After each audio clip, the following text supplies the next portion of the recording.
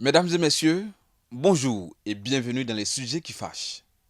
Vous êtes un instituteur à l'intérieur du pays, à Saint-Fra, dans la région de la Marawi. Vous avez pour habitude d'héberger les étrangers qui sont de passage dans votre commune. Et vous remarquez qu'après le séjour de vos visiteurs, il y a du vol dans votre maison. Et oui, il y a des objets qui disparaissent. Ce qui vous amène à installer des caméras de surveillance dans la maison. Une semaine après, les caméras de surveillance montrent que c'est votre belle-mère qui vous visite depuis un moment qui vole dans la maison. Quelle sera votre réaction? Mesdames et messieurs, c'est le sujet qui fâche.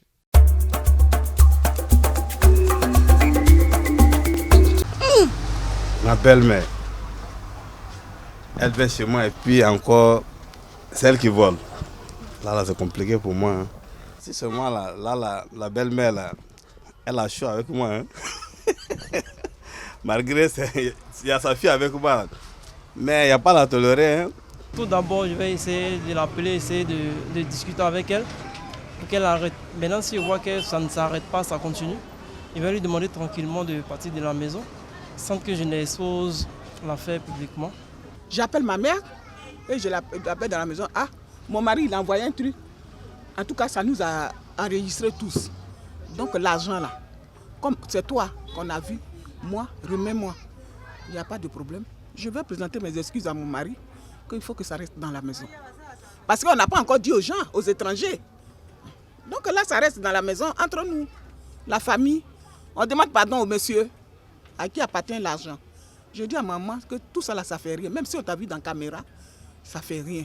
Mais sors l'argent, je vais donner à mon mari. De toute façon, c'est ma mère, hein, après tout. C'est ma mère, je ne vais pas la vider. Bon, si le monsieur, lui qui décide de nous vider, nous deux, on s'en va, on part. Parce que c'est ma mère. Ou bien, je laisse, je dis à mon mari, laisse, on va trouver une solution. Elle était dans son village, elle ne vivait pas avec moi. Donc après là, elle va rejoindre son mari. Elle lui prend de côté, puis elle lui dit, ah, maman, il y a pour que toi tu prends les trucs à la maison ici, il faut arrêter. Pour mes beaux-parents vont se moquer de moi, les mamans con.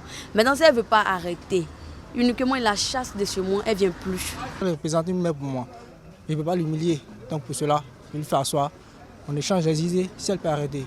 Dieu merci, si elle ne peut pas aussi. Ouais, je crois que je ferai de la dénoncer auprès de sa fille et qu'on trouve un terrain d'entente ensemble. Il n'y a même pas que quelqu'un n'a qu'à attendre dans la famille, que c'est elle-même qui vole dans la maison. Il veut la protéger. Il veut la protéger, c'est ma belle-mère. Parce que si le son sort dans la maison, ça va dehors, moi-même, il va avoir honte. Je préfère la protéger, ça n'a qu'à rester entre nous.